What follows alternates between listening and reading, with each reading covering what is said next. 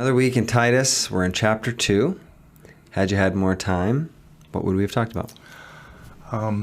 Sunday was one of those times where I wish that church was structured a little bit different. I wish I had 2 hours rather than my normal 25. We're working our way minutes. there. Yeah. We're more like 75 than 60 now. True. Minutes. But I kind of wish I could have done Titus 2 verse 1 to 10 and then like had some breakout discussion sessions, that sort of thing, because Titus 2 after Titus chapter 1, where you talk a lot about the responsibilities of elders and leaders in the church, chapter 2 Paul really gets into the meat of what's expected of a congregation and in a congregation of believers. It talks about responsibilities of older men, responsibilities of younger men, responsibilities of older women, responsibilities of younger women.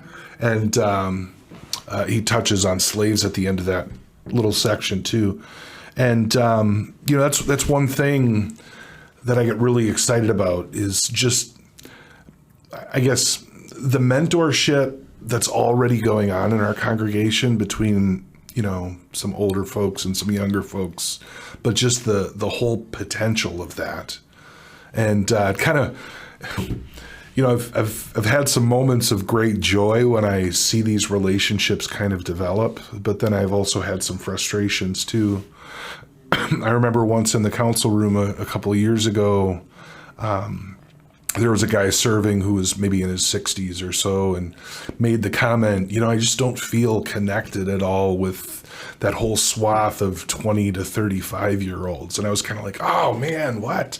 Oh, that's such a shame. Not shame on him, just he felt disconnected because I know that there's so many guys in that 20 to 35 age range that would just love for somebody older to give them some wisdom and pour into them.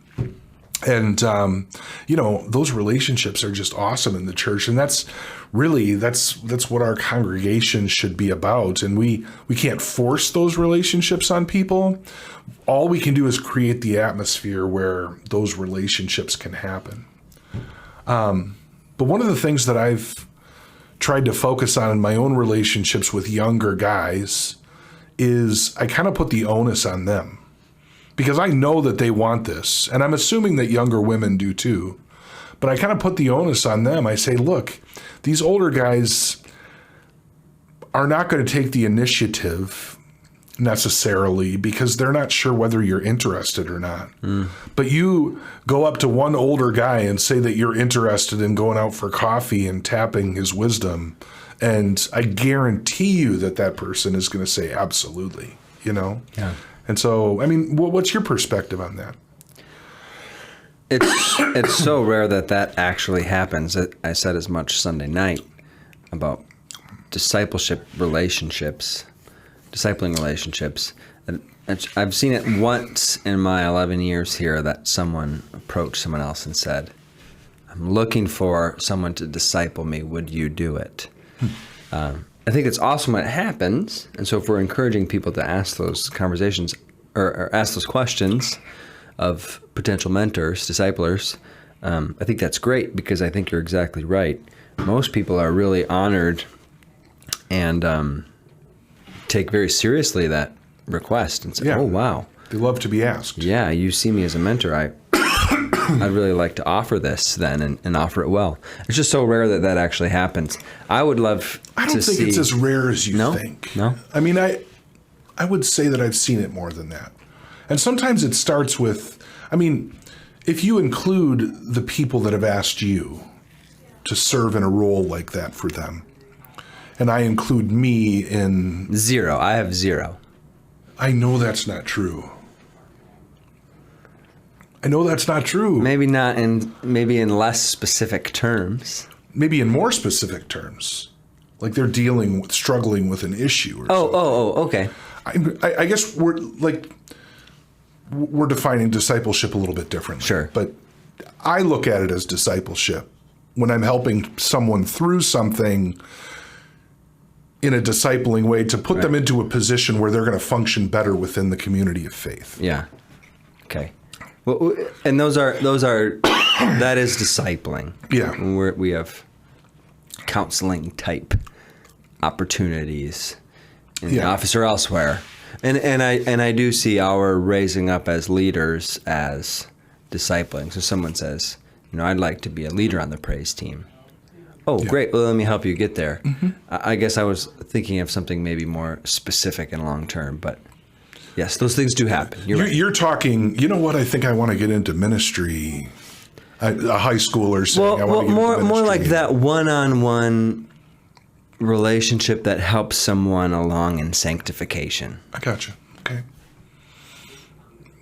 So I have a few relationships like that. And there's a couple of other guys in the congregation that I know have a relationship like that with other younger guys in the congregation. Right. So I called for the opposite, and maybe if we had both, that'd be the greatest thing. That the older guys should approach the younger guys, and that would be fine too. Yeah. It just, I guess both ways it takes courage. Yeah. But right, and it is maybe especially among men. As a generalization. That's a little more awkward because it's a little vulnerable and a little forward. Yeah. But we certainly need more of it. Yeah. But like I said, you can't, like some churches, I think, try and kind of force those relationships. It doesn't You can't force them. It just, we have to create the best environment. And from the pulpit, you and I are responsible for preaching that, hey, this is what the church could be. This is what the church could look like. Mm-hmm. So, yeah. But that gets me really excited because I do see some good fruit being borne out by those kind of relationships. But I want everybody to be in those kind of relationships. Yeah. And not just, of course, I want to have a relationship with everybody in our congregation. And I know you do too. But, we want to be equipping for ministry, not doing all the ministry ourselves. Yeah. And so that's the exciting thing. Pastor Tom, a missionary in our congregation, has said to me, it was years ago now, something like, if a new believer came here, like, what would you offer? What would be the process? Yeah. And we've certainly had those experiences where someone new has come and they've met people and sort of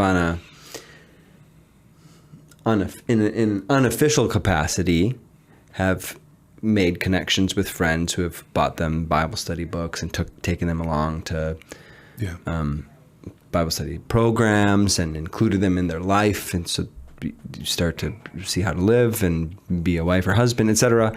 Precisely what Titus 2 is describing. But maybe we could improve at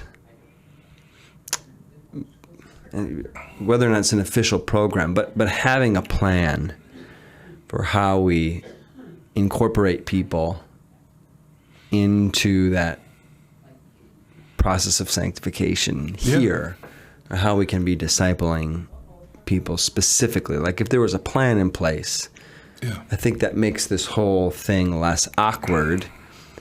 Because you're like, oh, well, this is what we've done with the 30 people before you. So it's not because we think you're dumb or we think you're in need of help. This is our process, and we've seen it bear fruit. Right.